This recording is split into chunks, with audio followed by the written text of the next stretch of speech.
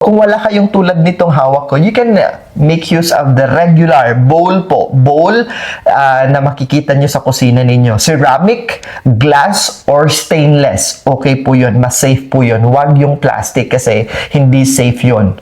Knowing that we are dealing with apoy.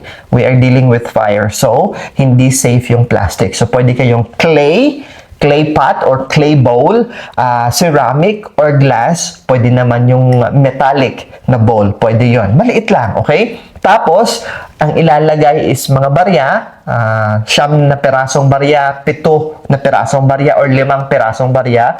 Pinaka-base nito, then lagyan nyo ng bigas. That's option A.